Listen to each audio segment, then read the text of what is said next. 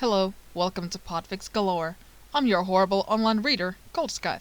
I read out loud fanfictions for you busy bees, free of charge, no strings attached, and no AI. Today I will continue reading the Silmarillion / Lord of the Rings fic by Bloodwing Blackbird from Archive of Our Own called The Holes They Leave. I hope you can at least try to enjoy my voice, and I will try my best for you with the equipment available to me. Note, this fic is rated explicit. On with the show. The Holes They Leave by Bloodwing Blackbird. Chapter 3.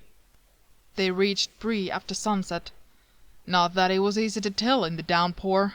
Rain had come in over afternoon, darkening the sky early.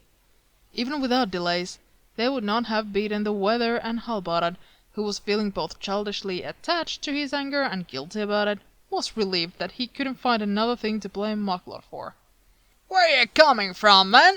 asked Harry, picking at his teeth. He had just finished dinner, and Hal had smelt meat and bread when he had opened the gatehouse window. "Away south, down by the ford." "Ain't nothing down that way," said Harry. "That's why we left," replied Halbarad. It had been a lost cause from the first.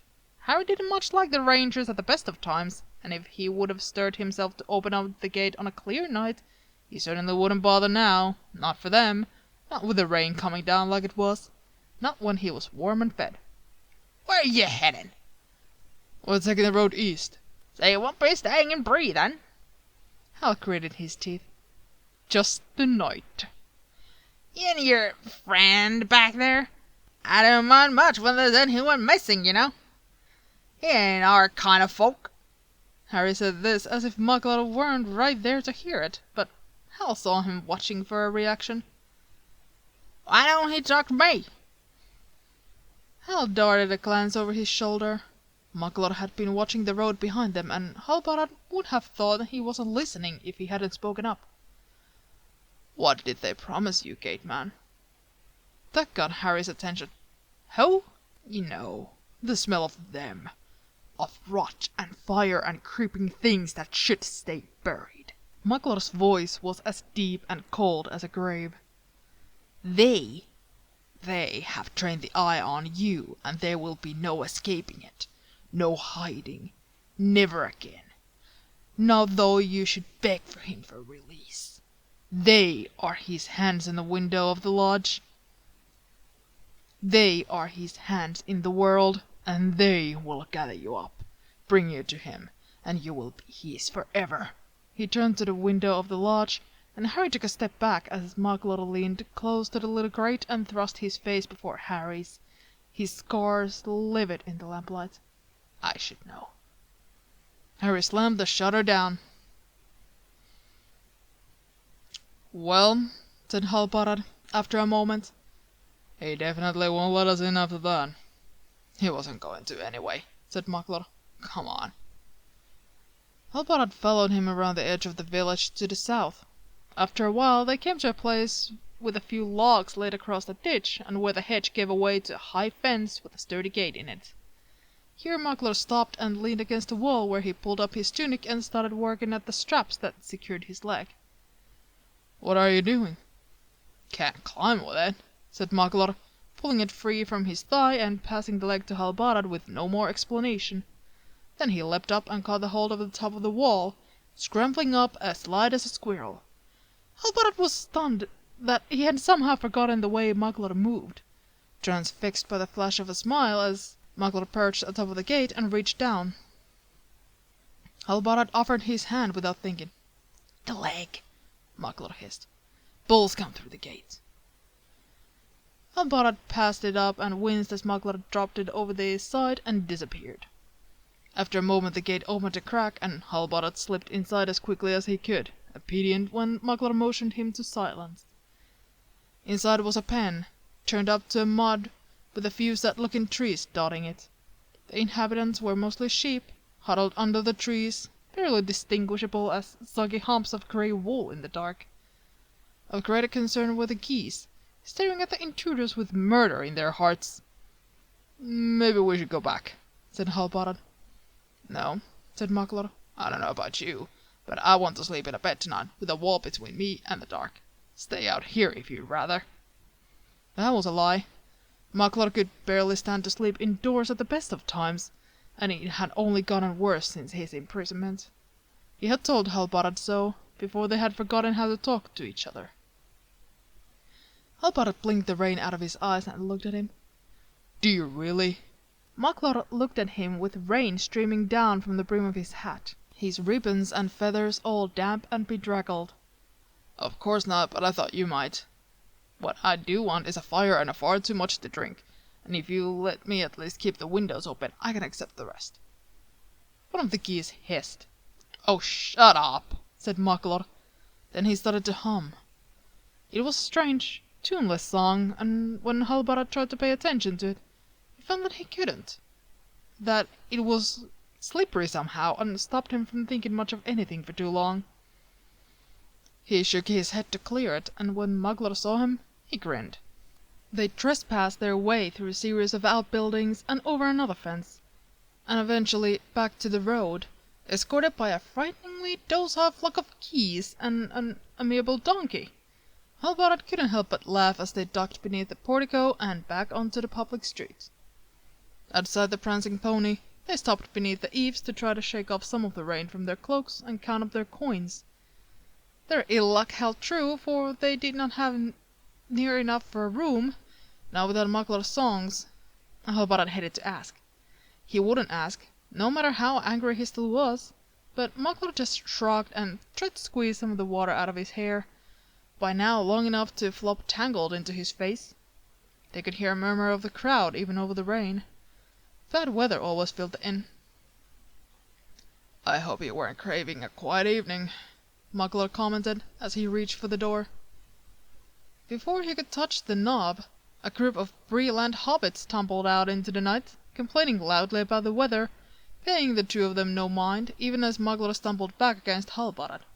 "Ah, sorry," said Maglor, and Halbarad wanted to grab him, to hold him still and close, and tell him that he was the one who was sorry. But he didn't move fast enough to catch Maglor, who had pushed himself away from Halbarad as if his touch burned, squared his shoulders, and opened the door. Within was exactly as noisy and crowded as Halbarad had feared. Maglor was already making his way over to Barliman, half hidden behind a tray full of dirty mugs. The innkeeper was happy enough to see him, especially once the local crowd spotted him. A little cheer broke out for the Breeland Blackbird. There were no empty seats, but someone found a stool and planted it on top of the table. Maglor climbed stiffly to his perch with a grand wave, and Halbarad wondered if anyone could see how false it all was. Wondered how often he himself had been taken in by the act. Maglor peeled the lute from its oilcloth and began to tune it as someone passed up a tankard of ale. He made a joke that Halbarad was too far away to hear, and someone laughed while Halbarad looked on, envious, willing Maglor to look at him, to see him watching, to understand all the things he didn't know how to say to him. Maglor lifted his tankard and drank, deeply, desperately, and when his gaze crossed Halbarad's, it held, and Hal could feel the pain in it, echo to his own, the great snarled knot of unspoken words pulling ever tighter. Maglor grinned then, bright and false, and leaned down to drift a knuckle along a pretty girl's jaw, laughing when her cheeks went pink. Halbarad turned away. He found Aragorn in his usual corner, eyes narrowed as he watched Maglor. "Interesting performance tonight," he said as Halbarad approached. "I suppose," said Halbarad, who didn't have much heart for it. "What happened?" he asked, moving his feet from the chair he had them propped so that Halbarad could sit. "You're wounded." "It's nothing." Halbarad looked around quickly and leaned his elbows on the table, wanting to be fast about it, but dreading the consequences at the same time. "The Nine are here. In the Shire." He took a breath. "They came on us at Sarden Ford 2 nights ago. We couldn't stand against them." It was the sort of news that never grew easier to tell. "They crossed the river. We lost Aklaril and Eradan. I thought—" It doesn't matter what I thought. Aragorn's face gave nothing away, still as if he was carved from wood. "How many?" he asked. Fear and darkness may have fooled me, but I think I counted all 9. At least 4 of them crossed the Brandywine. The rest chased us back to the Greenway. Almidon and the others are spreading word. We came to warn you." He lowered his voice, even though no one was paying them any mind beneath the spell of the music. "Have you had any news at all? Of the Hobbit? Of Gandalf?" "Nothing." Aragorn rubbed the place between his eyebrows. "From what he told me, the Hobbit should have left already. But then, he also expected to have returned to travel with them.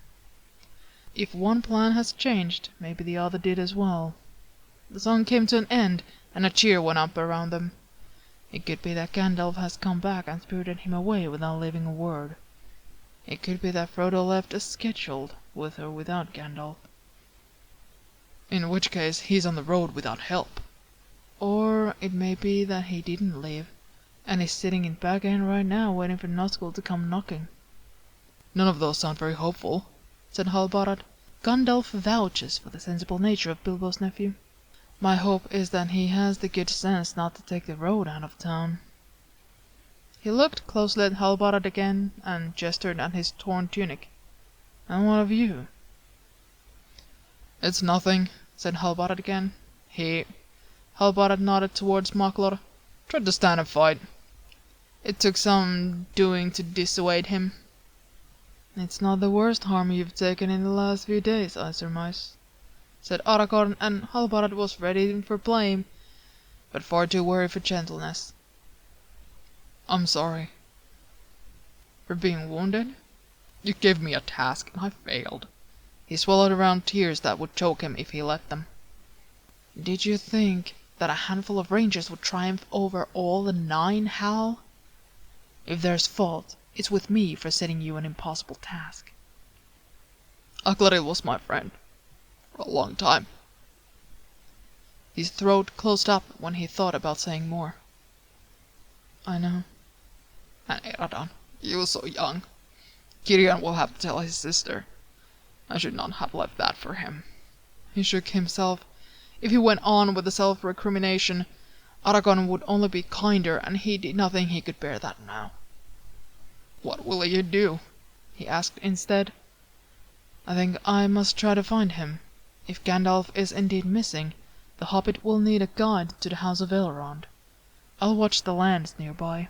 Even if he's traveling secretly, there's a good chance he'll make it to the pony, hoping for a word from Gandalf, or to leave him a message if nothing else." He sat back, thoughtful. "Can I beg another favor of you?" "Always," said Halbarad. "Careful, Hal. One day I'll ask too much of you." Halbarad shook his head. "I'd do it anyway." "I need someone to go to Rivendell. Tell them that Gandalf did not come to the Shire. Tell them the 9 are abroad. If I can find Bilbo's heir, I'll hide him as far as I'm able, but if the riders find us, I will be no more able to protect him than you were. There are those in Rivendell who can stand against them." "We can leave at dawn." "Maybe not quite so early." Aragorn glanced from him to Maglor, who had paused between one song and the next, caught in a moment of inaction, his shoulders hunched, head low. "He looks... You aren't the only one who's weary, I think." Halbarad looked as well. Maglor had lost flesh again, grown more unkempt. The things he had stolen from Glorfindel sagged loose about his shoulders, their once fine color stained. How long had it been since he had seen Maglor pick up any of his magpie trinkets? Halbarad's stomach felt cold and hollow. He hadn't noticed. Aragorn was watching him. "Rest tonight, Halbarad. We'll see little enough of it in the days to come." He leaned back and looked up at the smoke-stained rafters of the common room.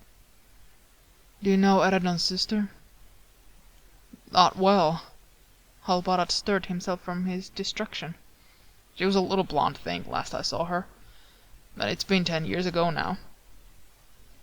Gideon is bringing word to his family. Almidon is going to Akladil's mother." "That's right. Her father died when she was young. I had forgotten that."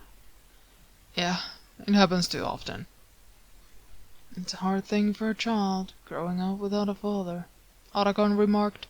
Halbarad supposed they should both know about that, each in their own way. Aragorn had been too young to know his father, and had amassed a great collection of surrogates in his place. Halbardan had been older when his father had stopped recognizing him. Aragorn missed what could have been, while Halbardan knew exactly what he had lost. They were different wounds, and different marks, but they all hurt just the same. Aragorn frowned into his mug. I think I'd like another. Have a drink with me? End of chapter 3. Stay tuned.